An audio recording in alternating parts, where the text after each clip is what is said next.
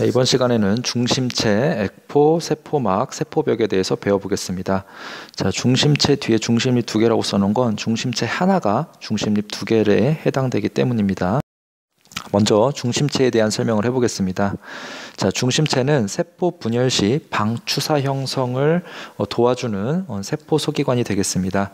여러분들이 기억해야 될 건 중심체는 막구조가 아니다라는 사실입니다. 지금 점점점으로 표시해놨는데 사실은 아무것도 없습니다. 그래서 막구조가 아니라는 거고, 여기 하나, 둘, 짝대기 3개 그려놨는데 얘가 지금 중심립 하나, 얘가 또 중심립이 하나입니다. 또 중심이 2개가 만났을 때 중심체 하나가 된다는 겁니다.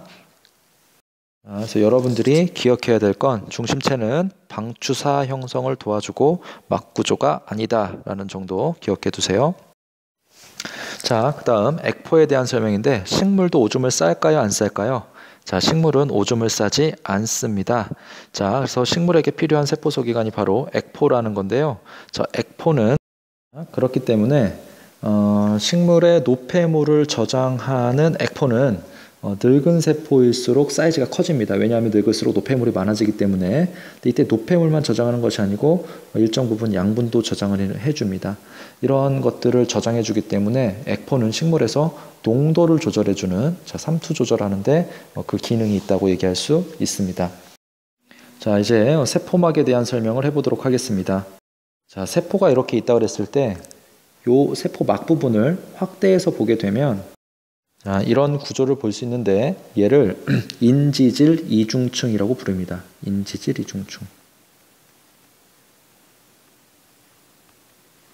여러분들 기억나는지 모르겠는데 요놈 하나가 하나의 인지질인 거죠. 그래서 인지질이 2개의 층으로 있기 때문에 얘를 인지질 이중층 구조이다 라고 얘기합니다. 그래서 세포막은 그냥 봤을 땐 여기가 하나의 막처럼 보여도 사실은 인지질이 거꾸로 2개의 막을 형성하고 있는 걸 알 수 있습니다.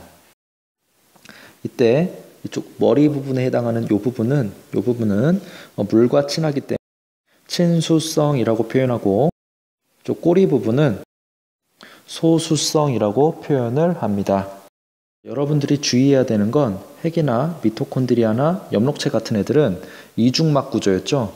이중막 구조이기 때문에 얘네들은 이중막 구조이기 때문에 인지질로 표현하자면 얘는 인지질 몇 중층? 인지질 4중층이라고 표현할 수 있다는 점도 기억해 두세요.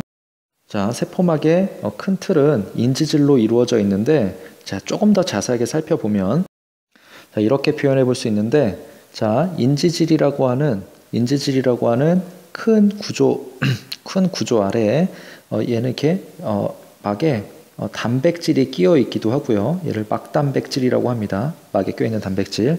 요 빨간색으로 그린 요 놈은 콜레스테롤입니다. 그래서 세포막이라고 하는 놈은 주로 인지질이라고 하는 뼈대 위에 단백질이 끼어 있기도 하고, 자, 콜레스테롤이 끼어 있기도 합니다. 그래서 세포막의 성분은, 자, 여기 보여지는 것처럼 인지질, 콜레스테롤, 단백질이 되겠습니다. 그래서 세포막의 기능은 물질의 출입을 조절한다는 거고, 물질의 출입을 조절하는 막을 우리는 반투과성 막이라고 합니다. 그래서 어떤 물질은 들어가게 두고 어떤 물질은 들어갈 수 없도록 해주는 이런 기능을 담당하고 있습니다. 자, 마지막 세포벽에 대한 설명해 보겠습니다. 세포벽 간단하기 때문에 간단하게 하고 넘어갈게요. 세포벽은 식물 세포를 지지해주는 역할을 하고 주 성분은 셀룰로스입니다.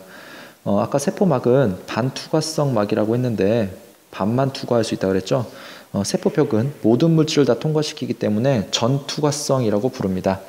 자, 세포벽에 대한 설명은 교과서를 보고 조금 더 자세하게 공부할 수 있도록 하세요. 선생님은 여기까지 하겠습니다. 자, 오늘 수업 끝.